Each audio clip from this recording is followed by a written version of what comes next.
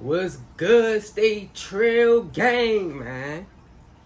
Hope y'all feeling good. I'm feeling amazing. Y'all know how we coming. We back with another reaction. You feel me? Now, we got a good one for y'all today. I don't know who this story based upon, so it's going to be a surprise, just like it is for you. You know what I mean? But we're going to be reacting to how one man single-handedly destroyed Baltimore's bloodiest gang. Now, there's a couple bloody gangs here for real. I don't know who the bloodiest gang, you feel me? So it's gonna be a surprise for me. We're gonna find out. We're gonna take a step into the world, see what they talking about, see how they living and shit, you feel me? Jump straight into it. And before we jump into it, bro, before we get into it, y'all see I'm in a new setting. I'm in my living room right now. I'm in my living room. I ain't in my room, you feel me? So I feel, tell me what setup y'all like better. If y'all like this better, I'll start recording down here. If y'all like the good old-fashioned room, I stay up there, you feel me? But we gonna jump straight into it, bro. We ain't gonna waste no time. Y'all know we don't waste no time when it comes to these reactions. Let's do it, bro.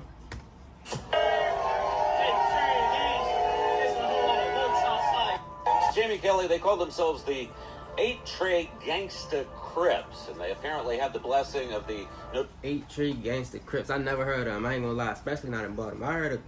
I never heard of them. Street gang of the same name in Los Angeles as they took over portions of Charm City.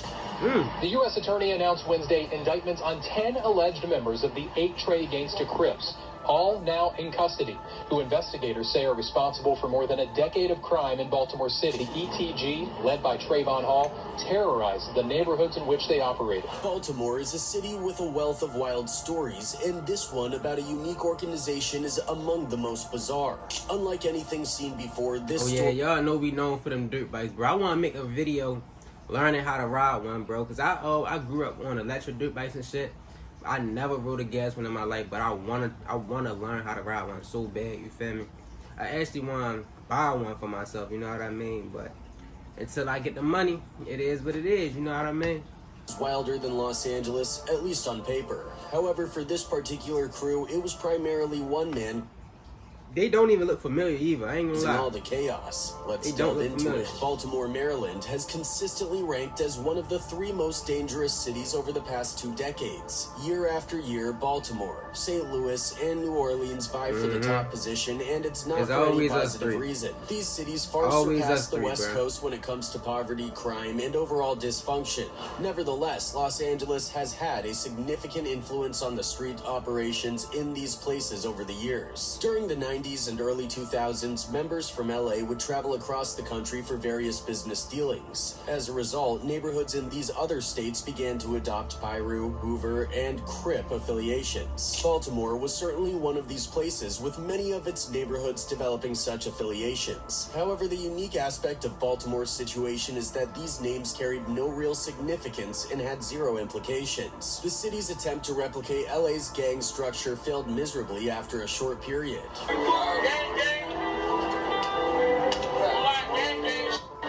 In Los Angeles, the gang structure involves big homies, OGs, original gangsters, and DPs, disciplinary punishments. But in Baltimore, this hierarchical system did not take root at all. The city completely rejected the concept of rank. In Baltimore, young gang members had too much pride to view another man as an OG, and they certainly had too much pride to take orders from anyone else, simply because... Now, I can say that shit true. That's real true. That's why a lot of youngins is misguided nowadays, you feel me?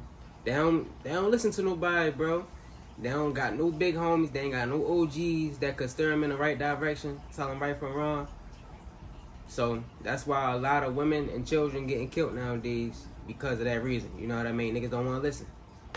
Told them that certain individuals were their rivals did not mean they would accept them as such. Historically, everything in Baltimore operated on an individual level. So sometimes you hear people say zones and all of that, and the 17 unit zones. If one guy had a problem with another man from the same neighborhood, nothing stopped them from beefing. Conversely, if a big homie tried to dictate that a member had to see his friend as a rival, the member would reject this outright. Most people in Baltimore accepted this individualistic approach as the norm.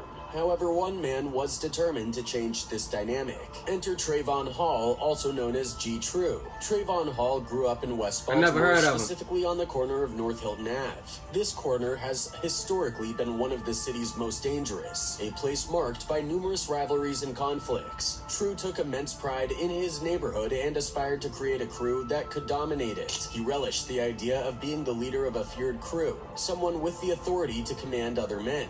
In his quest to build this powerful crew, True discovered the 8 Trey Gangster Crips from Los Angeles. He learned that the 8 Trey Gangster Crips had been among the most feared gangs in LA for decades, rivaled only by the Hoovers. Since the Hoovers already had a presence in Baltimore, True decided to establish the 8 Trey Crips in his city as well. Over the next year, True made contact with 2 significant figures to realize his vision. His first move was to drive to New York City to meet with Biz, the leader of the 8 Trey in New York. True pitched his idea of starting an 8 Trey chapter in Baltimore, and Biz approved, but he told True that the person he really needed to speak with was in Los Angeles, where the 8 Trey Crips originated. Biz then gave True the number of a man nicknamed Big Menace, the leader of the back west set of 8 Trey. After communicating over the... Picture this. You're sitting at home alone watching YouTube. So they really crippin', you feel me? They really crippin'. They getting in touch with everybody. Los Angeles to meet Big Menace. During their thing about with gangs, bro, you can't just jump out there, bro. Can't just jump out there and call yourself Crip in the blood. You gotta communicate that shit. Cause if you don't communicate, boy, niggas gonna be on your ass, boy. Menace explained the history of the 8 Trey Crips, what they represented, and how they operated. He emphasized that fear and domination were their main strengths, and that True needed to instill these qualities in his members. As they spent more time together, True and Menace developed a close bond, and Menace eventually approved True as the leader of the Baltimore 8 Trey. In 2013, True returned to West Baltimore and began the recruitment process. It took some time, but by 2015, things started to come together. 5 official 8 Trey neighborhoods were established, with True leading the Black West Clique, which covered the Lexington Terrace and North Hilton areas. In 2015, his squad mainly stayed out of sight to focus on recruiting members. However, everything changed in the spring of 2016. In Baltimore, gas stations and street corners are prime locations for selling various goods, and once a crew claims one, they can be found there around the clock. Early on, True decided to have his members take control of some key locations. The first target was the Sunoco gas station on North Hilton, followed by the Lexington Terrace projects. Not everyone was pleased with this move, especially the Black Guerrilla family, BGF, which at the time was the most feared gang in Baltimore and had already claimed these corners. It didn't take long for BGF to notice the new 8 Trey members on their turf. I ain't gonna lie, I thought BGF was like Sandtown area.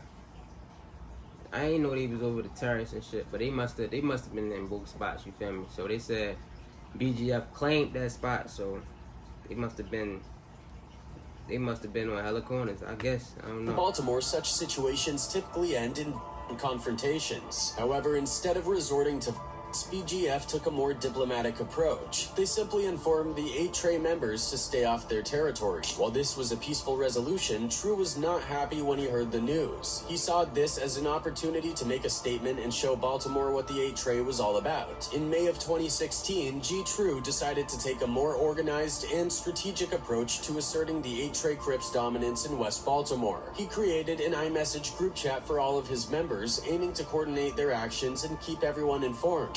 His first message in the group chat set the tone. That's his first mistake. That's his first mistake, getting phone documentation, bro.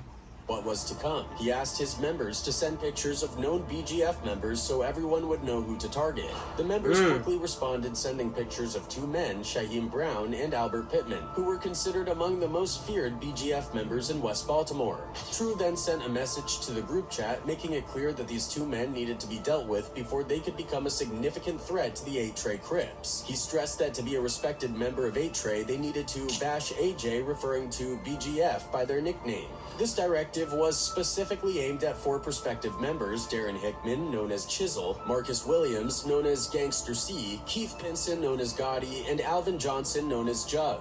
On the night of May 18th, 2016, these 4 men began roaming around West Baltimore, actively searching for Shaheem Brown and Albert Pittman. Later that night, Gotti sent a message to the group chat informing them that he had spotted Albert Pittman at the basketball courts in Lexington Terrace. The basketball courts were located in the hearts of the projects, making it it a challenging location to approach without being noticed. Gotti admitted that he didn't know how to navigate through the area to get close to Pittman. True's response was immediate and harsh. He questioned why Gotti didn't blast from the outside, showing no concern for the potential collateral damage. Gotti explained that he didn't want to endanger innocent bystanders, a thoughtful and reasonable stance. However, True was upset by his response and felt that True ate... Bro, you supposed to be a big homie. You supposed to be a big homie, bro. You not going about it smart, bro. You just letting them be crash. You letting them be crash outs, bro. So you ain't no real big homie if you doing that. You feel me? Members should not... The Mafia moves smart, bro. And that's one reason why they stayed on the radar so long, bro. They move smart. These niggas not moving smart. Out such concerns. He responded with a message to the group chat declaring, quote, "I don't care who's BGF or not, I'm rocking anything I see." True hoped that his careless and reckless attitude would influence the other members, pushing them to act without hesitation or concern for others. Despite True's expectations, the members stuck to their principles. They continued to patrol the BGF territory for over a month, keeping an eye out for their targets, but never making a move. This cautious approach frustrated True, who was eager to demonstrate the 8 Trey Crips' strength and fearlessness. See, his problem is he just want to prove a point, bro. That's the energy I'm getting. He just want to prove a point, bro. Escalated on the night of June 23rd. If you're looking to get a degree in IT or cybersecurity, don't crash out there, bro. You gotta move smart, bro. He said he ain't know how. He said he ain't know how to navigate the area. In that case, he could have just got like some random person to just scout the area, like find out the ins and outs of the area without being hot. You know what I mean? Like it could have been a homeless person that could have did that, bro. Could have paid the homeless person to go do that. Like it's ways that you can get around that shit, bro. You're not just supposed to go in that bitch and crash out, bro. Hell no. Baltimore and Chisel, Jug, and Gangster C decided to take matters into their own hands. They got into their car and headed to Lexington Terrace, determined to confront their rivals. Upon arriving, they spotted both Albert Pittman and Shyheim Brown. The sight of their targets fueled their determination, and all the 8 Trey members quickly hopped out of the car and opened fire. Fortunately, their shots missed, hitting nothing but plywood. After hearing about the failed attempt, G. True vented his frustration in the group chat. He simply couldn't fathom why his members couldn't get the job done. Despite his exasperation, he decided to give them another month to prove themselves. However, their efforts remained futile and no progress was made. Finally, in mid-July, True took matters into his own hands. He sent a message to the group chat declaring that he would handle it himself. On July 18th, 2016, True received information about Albert Pittman's whereabouts. Let's see what you do. You're going to handle it by yourself, Pittman was right? located all the way in East Baltimore, an area controlled by another 8 Trey section known as the Nutty North Side. Determined to make a statement, True drove to the location alone at 8:30 p.m. He waited in front of the apartment for about 15 minutes until Albert Pittman emerged. Seizing the opportunity, True made his move, shooting and Albert. He then drove home and sent a chilling message to the group chat, checkmate. This marked the first significant 8 Trey incident in Baltimore, and True hoped... See? Now, that wasn't a crash out for real. That wasn't a crash out situation. You seen bro by himself. And that's how you got the job done. You feel me? But you trying to send the other niggas on the crash out mission, trying to shoot up the basketball court. Hell no. Set a precedent for the rest of his crew. However, as the months passed with no further action from his members, his frustration grew. By October 1st, 2016, True reached out to fellow 8 Trey leaders in other states, seeking advice on how to deal with inactive members who refused to follow orders. The leaders advised him to weed out those who were disobedient and retain only the loyal ones. However, this posed a problem for True, as none of his current members were stepping up. Removing everyone would leave him without a crew. Faced with this dilemma, True decided to keep his frustrations to himself and wait patiently for things to change. For the next 4 months, nothing happened. True grew increasingly restless and took it upon himself to act once again. On November 11th, 2016, he drove to Lexington Terrace alone, intent on finding Shyheim Brown. After circling the block, he spotted Shyheim in front of the food mart. True parked his car, got out, and shot Shyheim him on the spot. With 2 major BGF members now eliminated, the threat of retaliation loomed large. The entire 8-Tray crew, including True, knew that BGF would be seeking revenge. As a result, they decided to lay low. For the next 3.5 months, the 8-Tray members kept a low profile, avoiding any actions that might draw attention. However, early in 2017, trouble struck the 8-Tray once again. On February 25, 2017, True received a call informing him that David Jackson, one of their members, had been rushed to the hospital. Initially, True feared that BGF had finally struck back. He hurried to the hospital to check on David's condition, only to find out that David had accidentally shot himself in the leg. While True was relieved that BGF wasn't behind the incident, he couldn't help but feel embarrassed by the incompetence within his crew. Over the following months, True spent a lot of time contemplating his role as a leader. This process involved long discussions with the 8-Tray leaders from New York and LA. He even started writing a book about 8-Tray, documenting their history and legacy. After this period of introspection, True re-engaged with his members through the group chat. He sent a straightforward message: if anyone wanted to remain a member, they had to swing the hammer. This directive caused a stir, with members pointing fingers and giving various excuses for their inactivity. True, however, was not interested in their excuses. Instead, he focused on recruiting new blood. In his search, he quickly found a wild man who reminded him of himself: Deontay Emmons, known as Tip. Deontay was fearless and had a few screws loose, which True believed made him the perfect 8-Tray member. Once Deontay became an official member, True assigned him and Maurice Mitch Finney to his childhood corner at the Seneca gas station on North Hilton. Their job was to hustle and hold down the block. Hi, we're visible.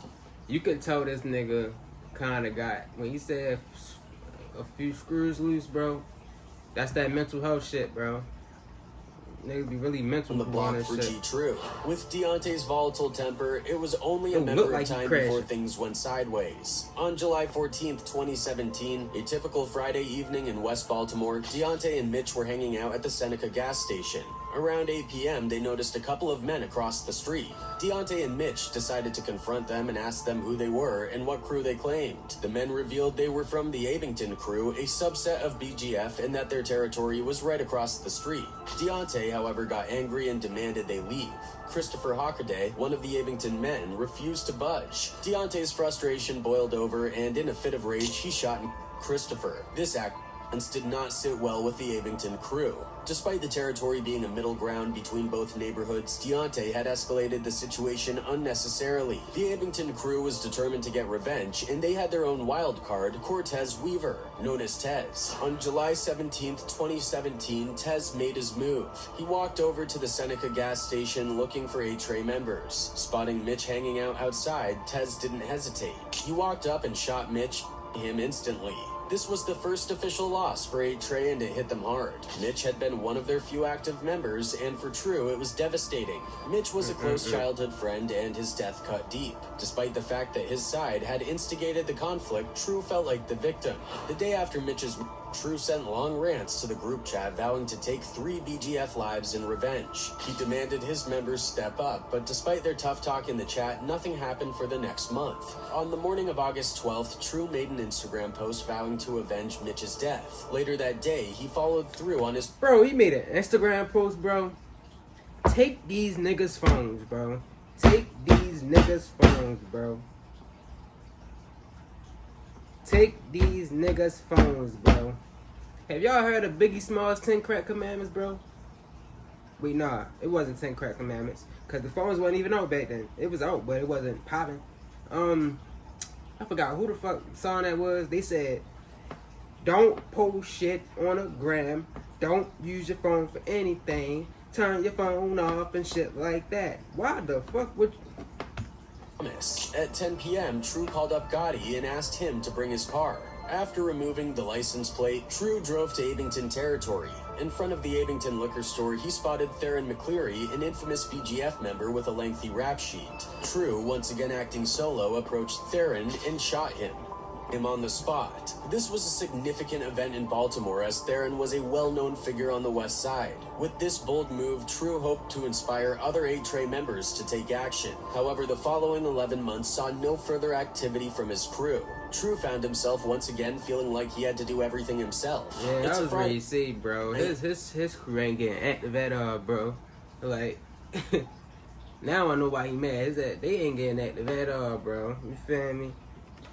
Baltimore and the Abington boys are outside their local market playing dice. They feel safe because nothing significant has happened in the area for 11 months, which is a long time by Baltimore standards. However, True decides to make a statement. Around 10 p.m., he leaves his house and heads to the Abington area. Observing the dice game, he makes a reckless decision and starts shooting at them using the same gun he used in the 2017 Thomas McCleary incident. This connection helps the police tie the two incidents together. Say the gang targeted rival gangs like the Black Gorilla family, but sometimes hit unintended targets. True's actions have made the Back West 8 one of the most feared sections in the city, even though many of its members rarely appear in public. Unfortunately for True, this trend continued into 2019. By the spring of 2019, True was fed up and decided to call an 8 leader named Paco Diamonds in LA for advice on dealing with inactive members. Paco introduced him to the concept of the infamous DP, disciplinary action. Inspired, True decided to DP a member named Ronnie Finney, aka Finn.